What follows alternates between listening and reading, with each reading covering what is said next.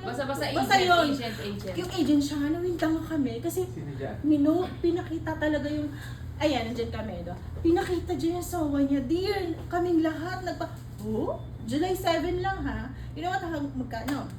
571,000 Yes. ang kanyang sawa nung July 7. Possible talaga. Sabi ko, parang alam mo. At iba pa yung land life ha. Kasi iba pa pala yung notice na no. May land life pa siya. 73 something. Sabi ko, wow. Saan galing yung mga gano'n na ano nila?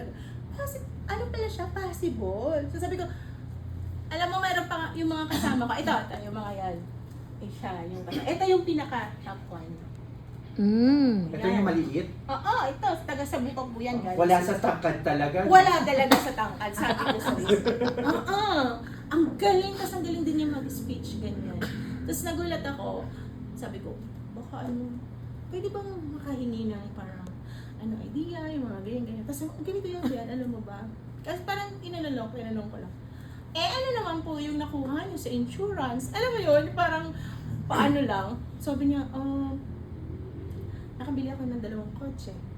Nakabili ako ng condo. What? Alam mo yun? Talagang, what? Oo nga. Sige, pati, paano po yung range ng commission nyo? Kasi sa amin maliliit. Masaya na kami kapag umabot ng mga 10,000 eh. Sabi niya, sige na nga, papakita ko. Pero nakakahiya eh. Ayoko pakita. Sige na. Sabi ko, pinakita niya. You know what, how much? 157,000 plus. Plus yung non-life niyang 7,000. Sabi ko, sir, kahit 50,000 lang, masaya na. Oo, so sabi ko, nakaka-inspire. Yung ganung, Tsaka lagi natin iisipin na kapag may nagkwekwento sa atin ng mga positive, huwag natin iisipin na parang nagyayabang sila.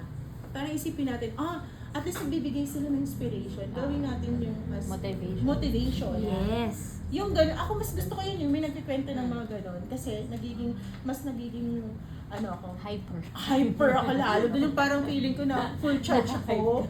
Uy, grabe yun. Iba yung epekto sa akin nun kapag nakakarinig ng gano'n. Tapos, kulang na lang magsulat ako, talaga, ano pa kung ginagawa niyo? Yung gano'n.